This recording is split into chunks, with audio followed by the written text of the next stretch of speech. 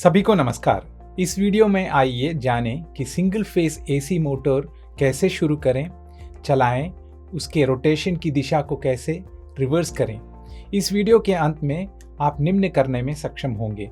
DOL starter के माध्यम से इंडक्शन स्टार्ट और इंडक्शन रन मोटर्स के DOR को शुरू करने, चलाने और रिवर्स करने में सक्षम होंगे। कैपेसिटर स्टार्ट और induction run motors, capacitor start और capacitor run induction motors, repulsion मोटरें और स्टेपर मोटरें। सीखने में आसानी के लिए हम इस अभ्यास को 2 भागों में विभाजित करेंगे।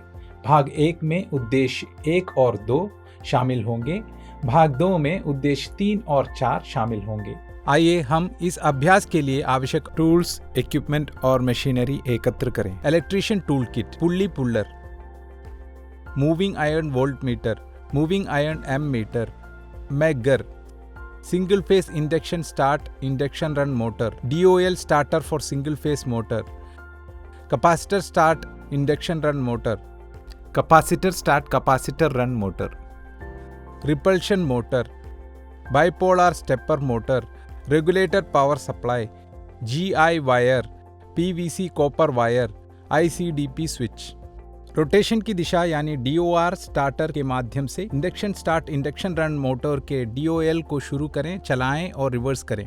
दिए गए मोटर स्टार्टर और ICDP का पूरा कनेक्शन डायग्राम बनाएं। स्टार्टिंग और रनिंग वाइंडिंग की पहचान करें। अधिकांश सिंगल फेस इंडक्शन मोटर्स में 2 वाइंडिंग होते हैं, स्टार्टिंग वाइंडिंग और रनिंग वाइंडिंग। स्टार्टिंग वाइंडिंग का उपयोग मोटर को शुरू करने के लिए आवश्यक इनिशियल टॉर्क प्रदान करने के लिए किया जाता है, जबकि रनिंग वाइंडिंग का उपयोग मोटर की उसकी ऑपरेटिंग गति तक पहुंचने के बाद चालू रखने के लिए किया जाता है। मल्टीमीटर को रेसिस्टेंस मोड में सेट करें। दोनों वाइंडिंग्स के रेसिस्टेंस वैल्यू को मापें। वाइंडिंग्स के बीच सबसे कम वैल्यू मेन वाइंडिंग है और एक high resistance value starting winding को इंगित करता है। AC रेटेड वोल्टेज सप्लाई के अनुमोदित डायग्राम के अनुसार मोटर को ICDP स्विच और स्टार्टर के माध्यम से कनेक्ट करें। मोटर, स्टार्टर और स्विच को अर्थ कनेक्शन प्रदान करें। पावर सप्लाई से आने वाले फेस यानी लाइन वायर और न्यूट्रल वायर को DOL स्टार्टर पर संबंधित टर्मिनल से कनेक्ट करें। मोटर की मेन वाइंडिंग के दोनों सिरों यानी U1 और U2 को DOL स्टार्टर के आउटगोइंग टर्मिनल से कनेक्ट करें। मोटर की स्टार्टिंग वाइंडिंग जो कि Z2 और Z1 है को मेन वाइंडिंग के पैरेलल में कनेक्ट करें, जैसा कि सर्किट आरेख में दिखाया गया है। मोटर की रेटिंग के अनुसार उचित क्षमता के फ्यूज को बदलें और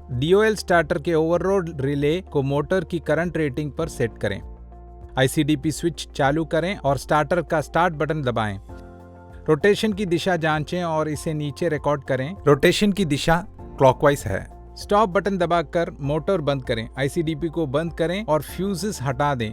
सर्किट में कोई भी संशोधन करने से पहले ICDP स्विच को बंद कर देना चाहिए और फ्यूजेस को हटा देना चाहिए, जैसा कि सर्किट आरेख में दिखाया गया है। स्टार्टिंग वाइंडिंग टर्मिनल Z1 को मेन वाइंडिंग के U2 से, स्टार्टिंग वाइंडिंग के Z2 को मेन वाइंडिंग के U1 से कनेक्ट करें। फ्यूज होल्डर में फ्यूज कैरियर को ठीक करें, फिर ICDP पर स्विच करें। DOL स्टार्टर में स्टार्ट बटन दबाएं और देखें कि मोटर की रोटेशन की दिशा एंटी क्लॉकवाइज है।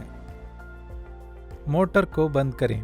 स्टार्टिंग और मेन वाइंडिंग को उनकी मूल स्थिति में वापस कनेक्ट करें और अब केवल मेन वाइंडिंग टर्मिनल्स को आपस में बदलें।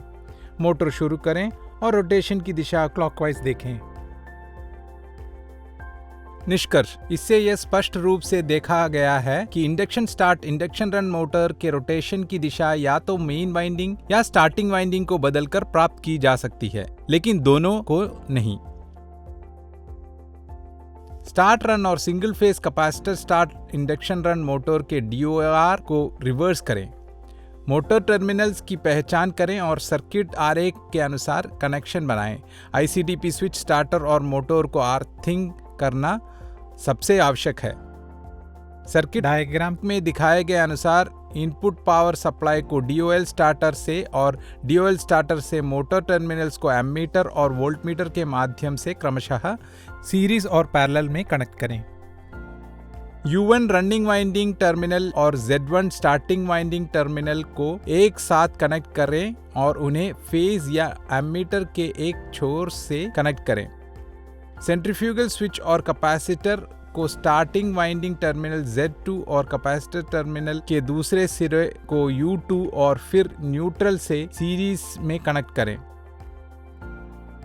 ICDP स्विच में मोटर की रेटिंग के अनुसार फ्यूज वायर प्रदान करें और DOL स्टार्टर में ओवरलोड रिले एम्पियर को मोटर के रेटेड वैल्यू पर सेट करें।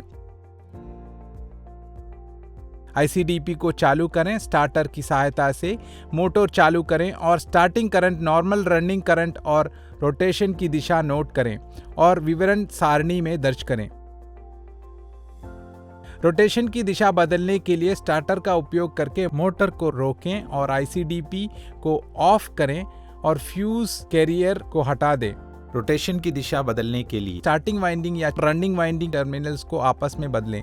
स्टार्टिंग वाइंडिंग टर्मिनल्स के रनिंग वाइंडिंग टर्मिनल्स U1 से Z2 और स्टार्टिंग वाइंडिंग के Z1 को सेंट्रीफ्यूगल और कैपेसिटर के साथ सीरीज में कनेक्ट करें। फ्यूज कैरियर को ICDP स्विच में फ्यूज होल्डर में डालें और स्टार्टर में स्टार्ट बटन दबाकर मोटर चालू करें। घूर्णन की दिशा पर प्रभाव की जांच करें और परिणाम को सारणीबद्ध रूप में दर्ज करें।